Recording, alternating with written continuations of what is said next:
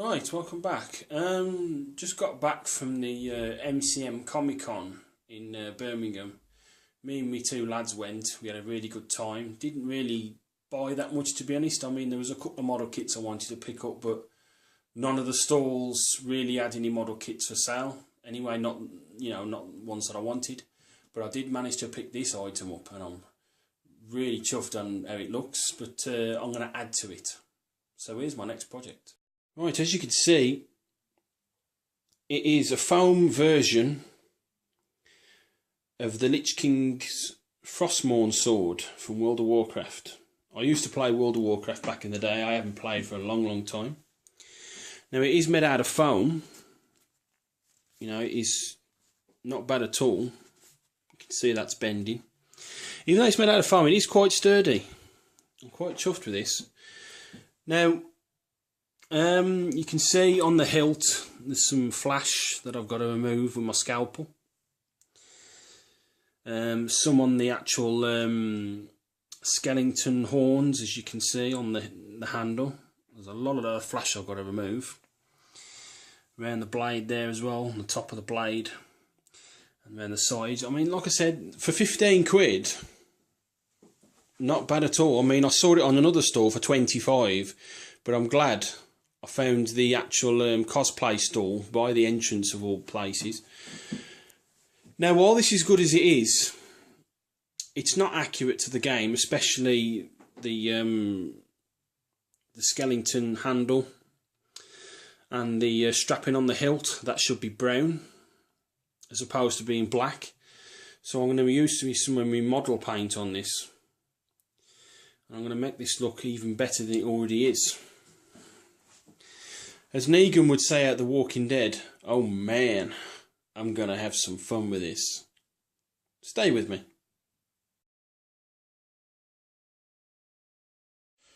Right, I've started work on my Frostmourne. As you can see, I've now trimmed away those excess pieces of flash on the various parts of the sword, especially around the handle here, right in the corner there. There was like a triangular piece I had to cut out, so I've got that out. And on this side as well, you can see on the hilt, there's no more excess. And round the butt end of the hilt, you can see there's no more excess. Not bad at all. The only problem is, I don't know if it'll show it up on the camera, you can see that there's a seam still there because it's actually not level. So where one edge is there, the other edge is slightly out. It's slightly more forward, as you can see. So that must have been in the moulding process. I'm not going to try and sand that down or cut it off because I'm going to wreck it. So I don't mind it being that way. You know, not bad at all. Especially on the blade as well. You can see all the excess has come. I've took it off. You can see some of the shavings there.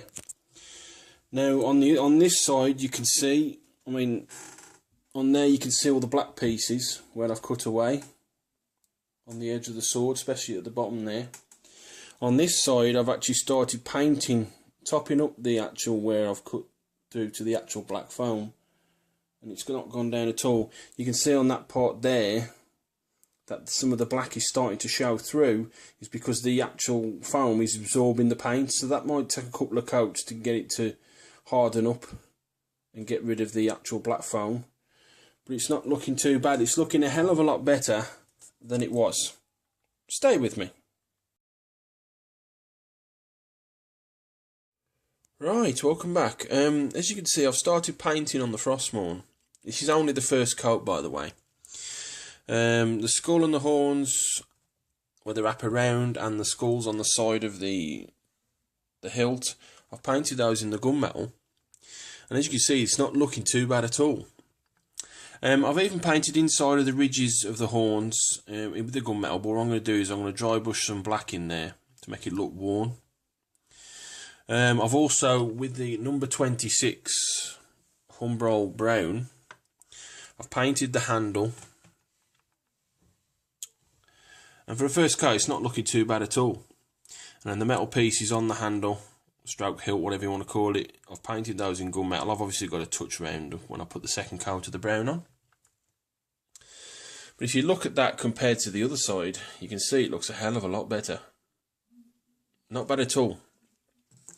I've also done a bit of extra trimming around the sides here, where it was slightly stepped. You can see where the black foam is showing through.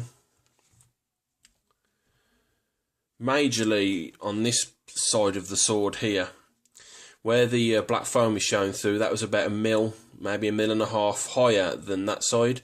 So like I said, I just got my Frostmourne knife and just trimmed it straight off. So obviously I've got to touch that up with the silver. But not looking too bad so far. Stay with me.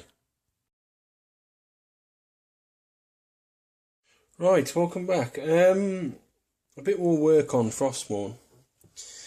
I've painted the other side, this side, to match that side, as you can see. All that's done. I've also put a second coat of the brown on,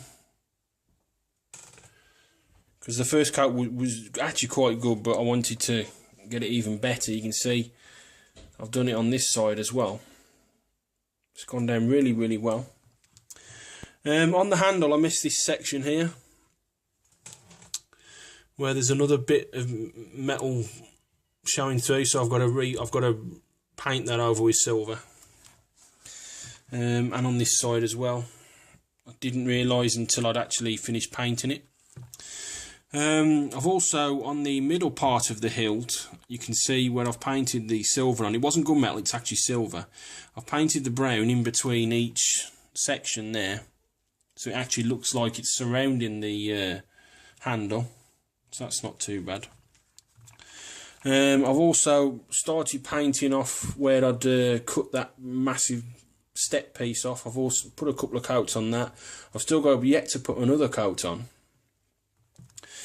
And then I've put my first coat of the blue down, which is the Tamiya X23 clear blue, which is what I painted the nacelle globes and the deflector dish of my Enterprise build. So I'll put that first coat down. You can see it's not going down too bad. Obviously I've got to put a second coat on. The reason I went with the clear blue is because I didn't really fancy mixing a blue with a white. So I thought if I paint it with a clear blue, some of the silver might show through and make it glow a bit better. And it's not looking too bad. That's only the first coat though. So Frostmourne is nearly complete. Stay with me. Right, welcome back. After just over a week working on the Frostmourne, just a couple of hours here and there every day, probably about an hour, I can happily say that the Frostmourne's all finished and it's looking a hell of a lot better than when I first bought it. So here's the final reveal. Right, as you can see, I'll just get out the sunshine, 'cause it's actually really nice sunshine coming through the window today. You can see that it is looking a hell of a lot better than it was. All that gold moulding and the black colours is all gone. I'm going for the closest shot. You can see that everything's as it should be.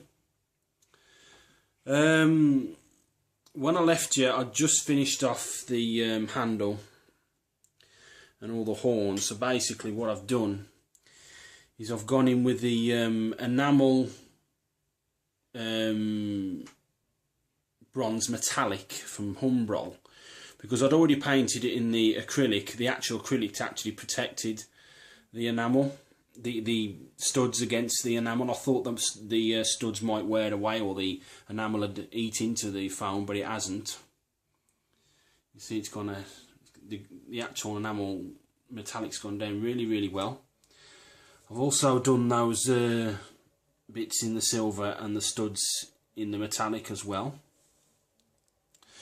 I've also given the handle a black wash and then dried it with a little cheap hairdryer that I've got to give it that nice worn, and the actual where the leather's been wrapped around the hilt, the strapping has actually come out really, really well. I've also done the butt of the hilt as well. So I painted the butt of the hilt in silver, and then all the skulls and the little decorative patterns, I've painted those in gunmetal. to bring them out. And I think that the skulls have come out really, really well. And then it comes to the runes. You can see that the runes have come out really, really well as well, with the clear blue Tamiya paint. Took me 2 coats and a couple of touch-ups here and there. But the runes have come out really, really well, absolutely fantastic. I've also done this decorative piece here in gunmetal. And on the other side as well, as you can see, the runes. And that decorative piece and that bottom rune. I've also put an extra couple of coats on where I'd cut off with the steps of the silver.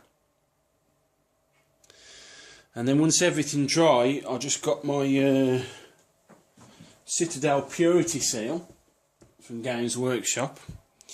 Give it a good shake for about 2 or 3 minutes.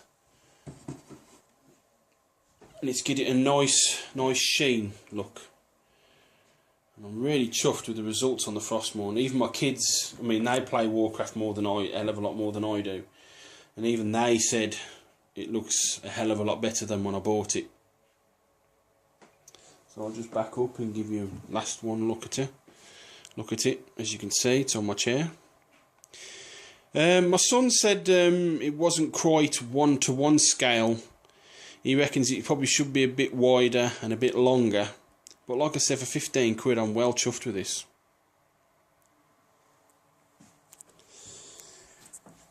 Anyway, that's my mini project for the Frostmourne over. Hopefully I haven't bored you too much with this video. And I'll take some stills and see you fairly soon on my next project. Thank you very much for watching.